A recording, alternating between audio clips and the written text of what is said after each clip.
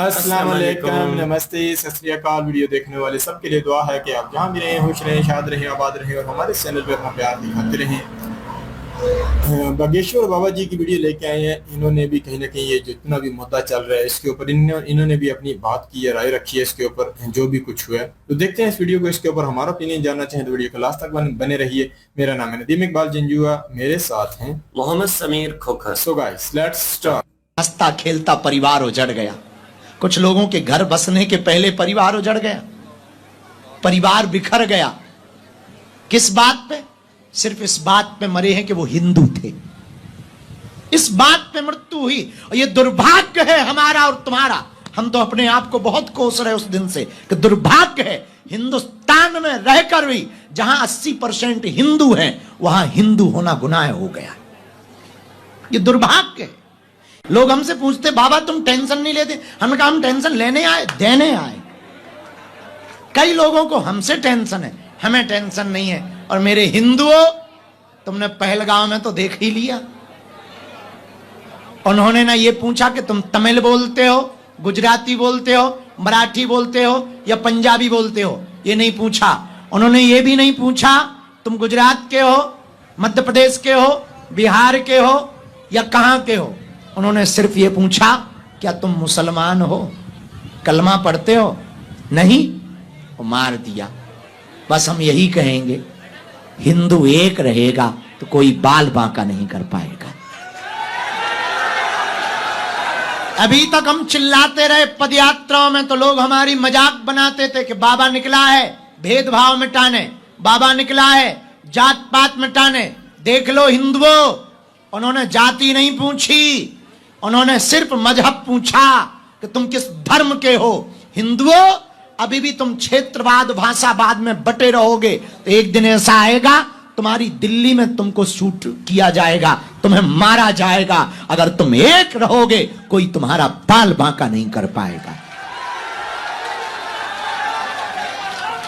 और हम तो चाहते हैं कि भारत हिंदू राष्ट्र हो, और इसलिए हो ताकि हिंदू राष्ट्र भारत होगा तो गैर वाले आने के पहले भी विचार करेंगे। कितने लोगों की जिंदगी बर्बाद हो गई, जरा विचार करना। हिंदुओं का हिंदुस्तान में होना दुर्भाग्य हो गया। क्यों? क्योंकि तुम बटे हो। क्यों? क्योंकि तुम एकजुट नहीं हो। क्यों? क्योंकि तुम बहुत डरपोक हो। क्यों? क्योंकि तुमने शास्त्र भी छोड़ दिए और शस्त्र भी छोड़ दिए। जिस दिन तुम दोनों लेकर चलने लगोगे तुम्हारा कोई बाल बांका नहीं कर पाएगा। कोई भी बाल बांका नहीं कर पाएगा। और अभी भी भारत के कुछ लोगों को बड़ा मजा आ रहा, अंदर ही अंदर बड़े खुश हैं।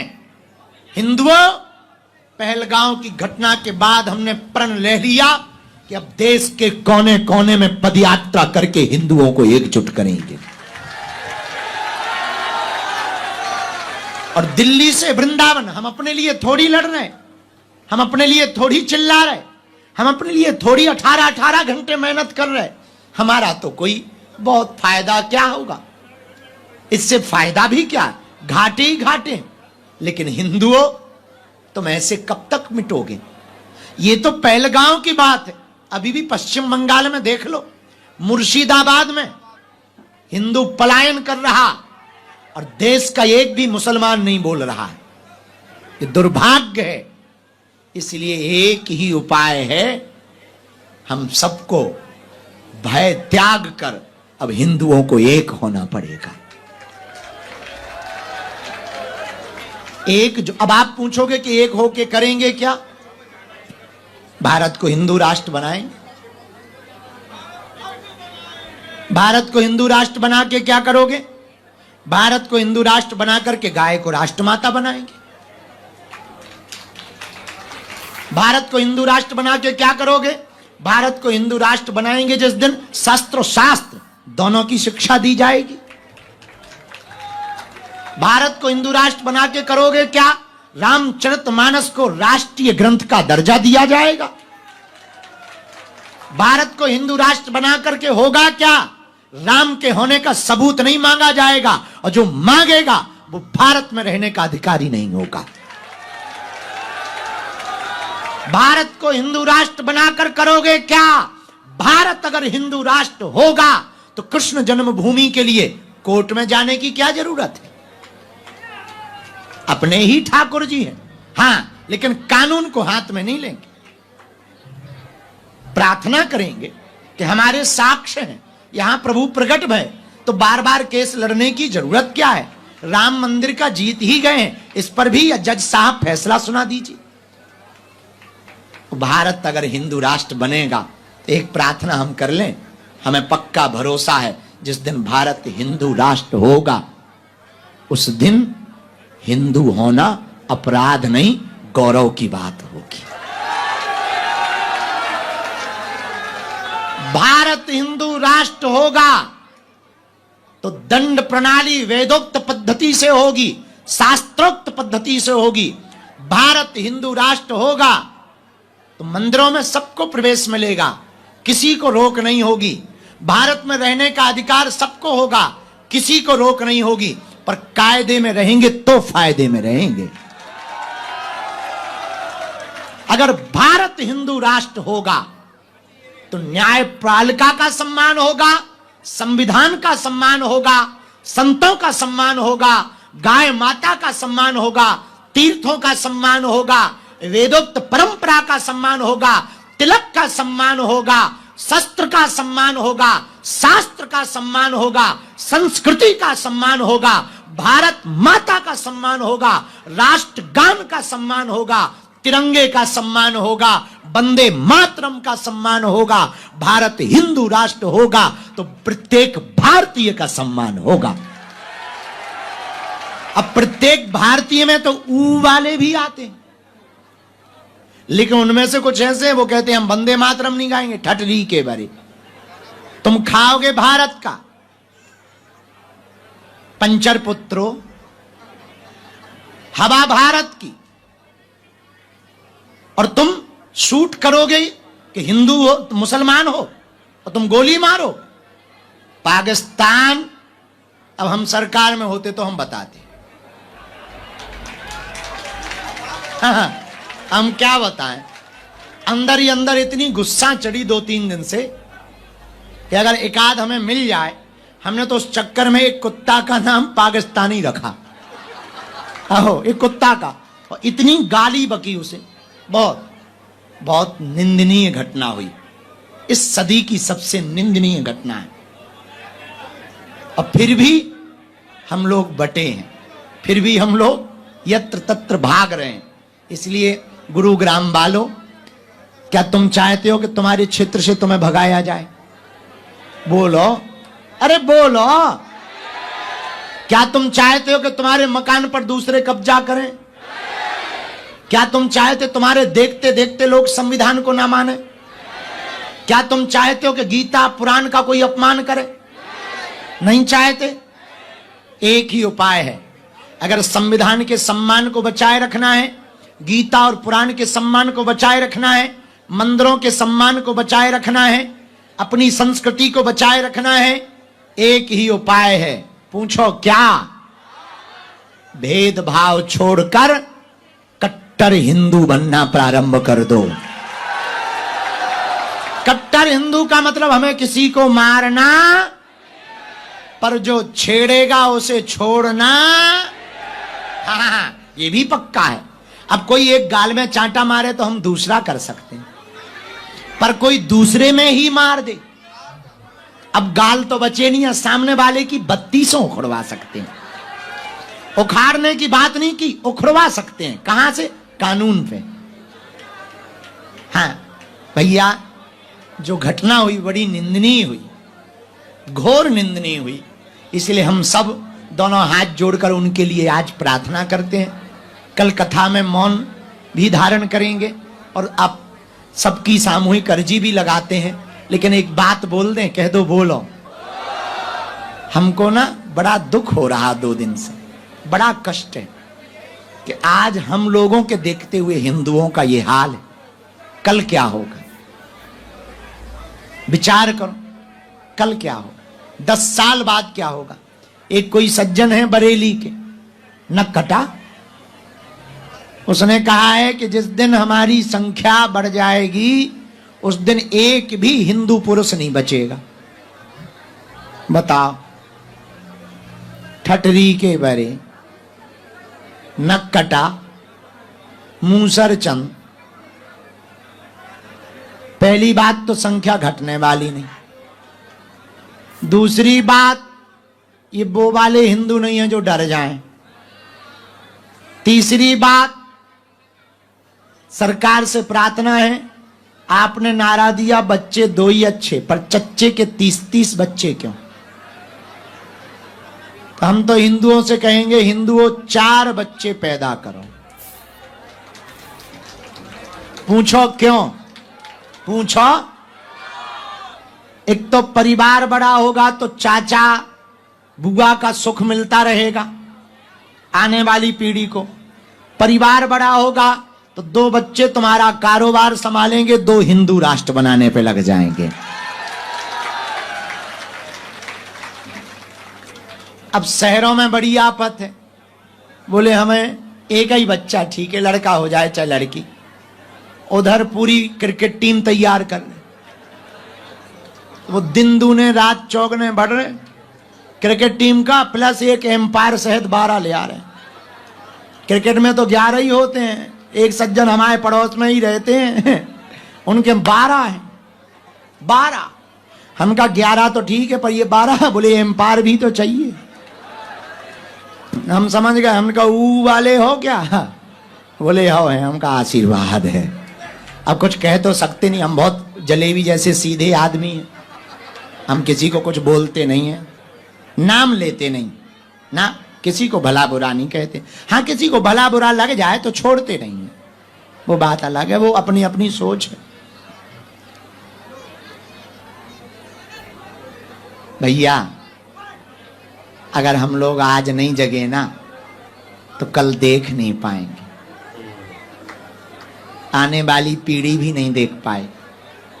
दरबार तो लगता रहेगा, अर्जियां लगती रहेंगी, पर अपनी सोचने के अलावा आने वाली पीढ़ी के बारे में भी सोचना, बच्चों के बारे में भी सोचना।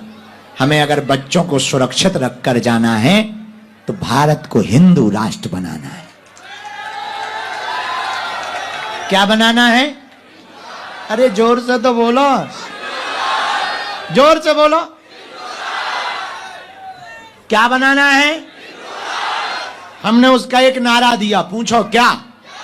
जोर से पूछो। तुम मेरा साथ दो, हम तुम्हें हिंदू राष्ट्र देंगे। हर हर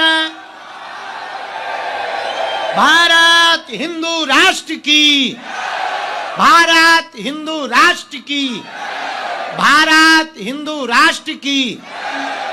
और जो धर्म विरोधी है उनकी ठटरी। इन्हें तुमसे कुछ ना चाहिए भैया, बस इनको पाना है, इनकी कृपा को पाना है। तो आज की बात गुरुग्राम के पागलों, समझ के घर जाना, सदा सदा के लिए तुम हनुमान जी के हो जाओ। फिर तुम्हें चमत्कारों के चक्कर में नहीं पड़ना पड़ेगा। और हां, अगर तुम हनुमान जी के हो गए तो पर्चा बने या ना बने पर काम नहीं रोकेंगे। अगर तुम हनुमान जी के हो गए तो तुम भले ही मंगलवार को बागेश्वर धाम ना पहुंच पाओ, जिस दिन पहुंचोगे वो दिन मंगल का होगा। अगर तुम हनुमान जी के हो गए तो भले ही बागेश्वर धाम ना पहुंच पाओ, तुम्हारे घर पर ही सन्यासी बाबा का आवास होगा। अगर तुम हनुमान जी के हो गए तो पूरी दुनिया तुम्हारे पीछे लग जाए, कोई बाल बांका नहीं कर सकता। मेरे पागलों, जगत रूठे पर जगदीश ना रूठे तो कोई बाल बांका नहीं कर सकता। और पूरी दुनिया साथ दे पर भगवान साथ ना दे तो कोई तुम्हें बचा नहीं सकता है। चौथी बात, मेरे पागलों, तुम अगर हनुमान जी के हो गए तो तुम्हारी जिम्मेवारी हनुमान जी की होगी। हमसे ही देख लो, 24 घंटे ऐसे ही पागल बने घूमते हैं। हमसे ज्यादा फिक्र हमारे बाबा करते, हमारी चिंता हमारे बालाजी करते हैं। लेकिन भैया, आप लोग बड़ी अपेक्षा से बैठे हो, बड़ी आशा से बैठे हो। हम आज यही हनुमान जी के चरणों में प्रार्थना कर रहे हैं, जाओ सबकी खाली झोली भर जावे, जाओ तुम पर बालाजी की कृपा हो जावे। पर हां, आज घर जाना तो हंसते हुए जाना, और पड़ोसियों को जरूर जलाना,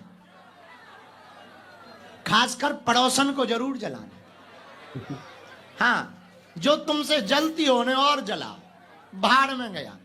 शौक शान में रहो, जिंदगी तो ऐसे ही होनी चाहिए, भले ही जेब में फूटी कौड़ी ना हो, पर चाल तो सम्राटों जैसी होनी चाहिए।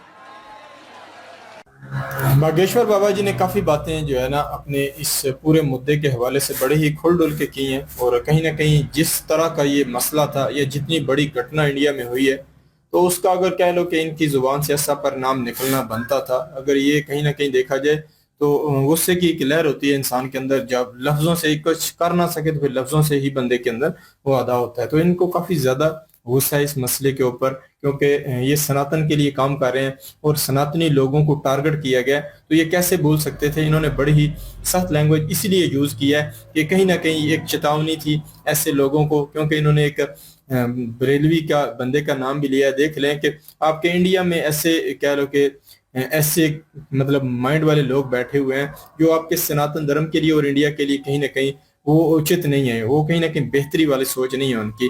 तो मेरे नजदीक जो है ना भेदभाव जो है ना इंडिया में है, इसको पहले जो है ना इसके ऊपर भी वर्क हो, और फिर यह है कि साथ में दोनों इसके लिए भी और साथ में अगर देखा जाए तो हिंदू राष्ट्र के लिए, दोनों के लिए तगोदो होनी चाहिए। क्योंकि आप लोग अगर कहीं ना कि आप मुसलमानों या क्रिश्चियन को हटाकर हिंदू राष्ट्र बनाए तो मेरे नजदीक वो थोड़ा सा मुश्किल होगा। जब ये साथ मिलेंगे कहीं ना कहीं जो है ना इनको भी आप समझा लेंगे कि हिंदू राष्ट्र कहीं ना कहीं उसके बाद में क्या, यहाँ ये जो बातें की गई हैं मतलब यह है कि गौ माता को मतलब हिंदू मतलब राष्ट्र जब बनेगा तो उसके लिए गौ माता को खास एक मुकाम दिया जाएगा, वो बोल रहे थे। तो कहीं ना कहीं अगर ये इसमें तो कोई मुसलमानों को मुश्किल नहीं होगी, बन जाए तो क्या सनातन धर्म की एक रिस्पेक्ट सामने आएगी। तो ये बेहतर है। जितनी और भी बातें इन्होंने की, हिंदू राष्ट्र होगा तो हिंदू लोगों के साथ भेदभाव नहीं फिर को कर सकेगा, और बहुत सारी बातें और भी गिनवाई हैं। तो ये सारी से मुसलमानों और क्रिश्चियन लोगों को कोई भी मसला तो है नहीं है। इसलिए मेरे नजदीक यह है ना हिंदू राष्ट्र बनाने का सबसे बेस्ट तरीका यही होगा कि जितने भी लोग इंडिया में मौजूद हैं उन सबको पहले इस ट्रैक पे लाया जाए, उन सबको इसका, क्योंकि बहुत सारे ऐसे लोग हैं वो ये कट्टरपंथी सोच को बीच में मतलब समझते हैं कि अगर हिंदू राष्ट्र होगा तो ऐसी कट्टरपंथी सोच आ जाएगी जैसे पाकिस्तानी लोगों की है, कि अपने अलावा दूसरे को कहीं ना कहीं मतलब यह कि बेहतर समझ नहीं है, अपने अलावा दूसरे को कहीं ना कहीं आगे बढ़ने नहीं देना। एक ऐसी नेगेटिव सोच है पाकिस्तान की, उसकी बंदे डरते हैं उस वजह से। तो मेरे नजदीक जैसा वर्क जो है ना ये कर रहे हैं, तो सभी को मिलाकर सभी के अंदर एक ऐसी भावनाएं जगाई जाए कि हिंदू राष्ट्र का एक अच्छा एग्जाम्पल पेश किया जाए, तो वो बन जाए तो बेस्ट है। क्योंकि हिंदू राष्ट्र में जो है ना कहीं अभी भी बहुत ज्यादा हिंदू लोग सामने है, मतलब कुर्सियों के ऊपर पद के ऊपर बैठे हुए हैं, तो कोई ऐसा भेदभाव वाला काम वहां नजर नहीं आता। तो हिंदू राष्ट्र अगर बन जाएगा तो कहीं ना कहीं ऐसा फिर भी ना हो, तो कहीं ना कहीं लोगों को अगर ये बात समझ आ जाए तो वो भी साथ मिल जाए। तो यही है कि एक अच्छा कार्य है, क्योंकि जहाँ के देखा जाए इंडिया के जो हिंदू लोग हैं वो इस टाइम पूरी दुनिया में उनका अपना एक जलवा है, एक नाम है। तो इसी वजह से है क्योंकि वो अपने धर्म को साथ में लेकर एक अच्छे तरीके से चल रहे हैं। तो मेरे नजदीक जितने मतलब है कि कोशिश इनकी है, इससे भी और बेहतर कोशिश के साथ इनकी एक टीम हो जो लोगों को ये बात समझाने की तरफ आए, क्योंकि आपके सनातनी लोग भी साथ में मिलेंगे और साथ में मुस्लिम भी मिलेंगे, तब जाके ये रास्ता आसान हो सकता है। दूसरी अगर बात की जाए, इन्होंने भी जो एक हमला हुआ है जो बहुत बड़ा एक कारण बना है इंडिया में दुख के लिए, उसके लिए इन्होंने बड़ा ही गुस्से वाली लहर दिखाई है। बड़ा अच्छा किया। ऐसे लोगों को कहीं ना कहीं चेतावनी होनी चाहिए जो एक नेगेटिव माइंड रखते हैं, नेगेटिव सोच रखते हैं, उनको कहीं ना कहीं सबक सिखाने वाली बात भी जरूर होनी चाहिए। जब तक देखें किसी बंदे गलत बिहेवियर वाले बंदे को आप डांटे ना, तो उसको समझनी आसानी से आएगी। तो इसलिए मेरे नजदीक जो है ना बड़े अच्छे तरीकों से इन्होंने जो है ना उन लोगों को इस जो है ना उनको पकड़ किया, उनको ग्रिप किया कि आप बार बार ऐसा करेंगे तो ये ऐसा आसानी से नहीं होगा कि आप कर जाएं। तो इसलिए इन्होंने कहा कि हम इसीलिए हिंदू राष्ट्र बना रहे हैं कि ऐसे लोगों का माइंडसेट ठीक किया जाए। तो मेरे नजदीक बड़ी अच्छी बातें इन्होंने की हैं। एक दो पाकिस्तान के बारे में सख्त लफ्ज भी बोला है, तो वो हम यही समझते हैं कि जैसा एक मतलब यह कि कठिन वक्त है तो ऐसे ही जुबान से लफ्ज निकल सकते हैं। बाकी बड़े अच्छे तरीके से इन्होंने कुछ बातें ऐसी की हैं कि कोई एक चांटा मारेगा तो दूसरे पे भी चांटा मारेगा, तो फिर उसकी 32 बत्तीसी को ठीक कराना, मतलब सरकार की तरफ इन्होंने कहा था कि उनसे ठीक भी करवाएंगे, तो ये बेहतर तरीके, सारी बातें ही ऐसी की हैं, क्योंकि वाकई मुद्दा अगर आपस में अगर सुलझाने की कोशिश करें तो मामला खराब होगा। जैसे इनकी सोच है कि हम हुकूमत की तरफ देखेंगे, तो मतलब यही है कि आप ज्यादा काम जो इनके देखे जा रहे हैं वो हुकूमत की तरफ है। तो एक अच्छी सोच है, यही है कि आपस में लड़ने वाली जो भेदभाव वाली बात है उससे ये खत्म करना चाहते हैं, ये एक बड़ी अच्छी सोच है। बिल्कुल जी, बागेश्वर बाबा जो हैं वो आज से पहले इतने क्रोधित नहीं देखे जितने आज क्रोधित हैं, और उनका क्रोध बनता है। जिस तरह का ये हिंसा हुई है, जिस तरह का ये हादसा हुआ है, ये कोई मामूली सी बात नहीं है। और बागेश्वर बाबा जो है उनके अंदर की पीड़ा बोली है आज, उनके अंदर जो दर्द है ना, आज वो अल्फाज उन्होंने अपने मुंह पर लेकर आए हैं और अपने जज्बात, अपनी वो फीलिंग लोगों के साथ उन्होंने शेयर की है कि जो हिंदू लोग हैं उनको किस तरह से रहन सहन करना होगा, जिसकी वजह से आने वाले टाइम में वो अपने आप को ठीक कर सकते हैं, अपने आप को सेव कर सकते हैं। उन्होंने कहा है कि सबसे पहले तो जाति पाति जो है उससे बाहर निकलकर एक हो जाइए, और उसके बाद आपको कोई भी, ये बात तो सही है, बचपन में आपने सुना ही होगा, हम अक्सर हमें कोई स्टोरीज पढ़ाई जाती है तो उसका मॉरल जो है वो भी एंड पे समझाया जाता है कि ये क्या है। तो इत्तेफाक में बरकत है, वो स्टोरी आप सब ने, हमने भी बचपन में पढ़ी है कि अगर वो सारे भाइयों को एक पिता होती हैं, वो समझाती हैं कि अगर आप एक लकड़ी का गड्ढा लेकर आए, उनके जाने का टाइम होता है, जब लकड़ी का गड्ढा लेकर आते हैं तो अपने सब बेटों को कहते हैं कि एक एक करके इसको तोड़। वो एक एक करके तोड़ते हैं, कहते हैं अब इस गट्ठे को इकट्ठा करो, इकट्ठा करके अब सबको बारी बारी कहते हैं, लेकिन उसे कोई भी नहीं तोड़ पाता। तो वो फिर कहता है कि इसी तरह से तुम लोगों ने रहना है, अगर चारों अलग अलग हो जाओगे तो हर कोई तोड़ देगा, अगर चारों इस तरह से गट्ठे की मानद बन जाओगे तो कोई भी तुम्हें तोड़ नहीं सकता, चाहे वो कितना ही शक्तिशाली हो। तो इत्तेफाक में बरकत है, इकट्ठे रहने में बरकत है। अभी ये जो चीज हुई है, ऐसे कट्टरपंथी सोच रखने वाले जो लोग हैं उनके ऊपर भी एक प्रेशर बना रहेगा, वो इस तरह का कमीनापन जो है आने वाले टाइम में नहीं करेंगे। डर और खौफ चाहे वो होना तो नहीं चाहिए, लेकिन बाज औकात जरूरी हो जाता है। डर और खौफ अगले बंदे के जहन में डालना जरूरी हो जाता है, चाहे वो लिमिट क्रॉस कर जाए। तो यहाँ पे एक किस्म की मजबूरी बन गई है जिस तरह से ये हादसा हुआ है। बागेश्वर बाबा जो हैं वो भी, और हिंदुस्तान का हर नागरिक अभी जिस कंडीशन से गुजर रहा है, उनकी जो नजर है वो बीजेपी पार्टी जो हिंदुस्तान को अभी होल्ड कर रही है उनके ऊपर है कि अभी वो क्या स्टेप लेती हैं। क्योंकि अवाम की अगर बात करें, आप लोगों की बात करें, तो आप लोगों का तो यही कहना है कि भाई कुछ भी नहीं, सिर्फ और सिर्फ प्रतिशोध चाहिए। हम जो हमारे वो लोग थे जिनकी हत्या हुई है वो निर्दोष थे, और उनकी हत्या करने वाला जो पापी है उसको जैसे भी ढूंढो, बेशक वो जहां पे भी है, उसको दंड मिलना चाहिए। अभी ये डिमांड जो है वो हर हिंदुस्तानी की नजर आ रही है, और वो चाहते हैं, और हम भी यही चाहते हैं कि वाकई यार जो पापी थे, जिन्होंने ये पाप किया, उनको दंड मिलना चाहिए। बिल्कुल बिल्कुल, वाकई जी, इसी की तरफ इशारा है हुकूमत की तरफ, इसीलिए ऐसी वीडियो बचाई जा रही हैं, ऐसी वीडियो बनाई जा रही हैं कि हुकूमत को कहीं ना कहीं लोगों की जो मन की भावनाएं हैं उसके बारे में यहाँ पता चला जाए, धार्मिक लोग भी देख लें कि ये स्थिति रखते हैं कि इन लोगों को जल्द अज जल्द पकड़ा जाए। बिल्कुल जी, ये थी आज की वीडियो। इस वीडियो पर हम लोगों ने दिया अपना ओपिनियन, आप लोग कमेंट सेक्शन में अपनी राय हमारे साथ शेयर कीजिएगा, दुआओं में याद रखिएगा। मिलते हैं नेक्स्ट वीडियो में, तब तक के लिए अल्लाह हाफिज, पीस।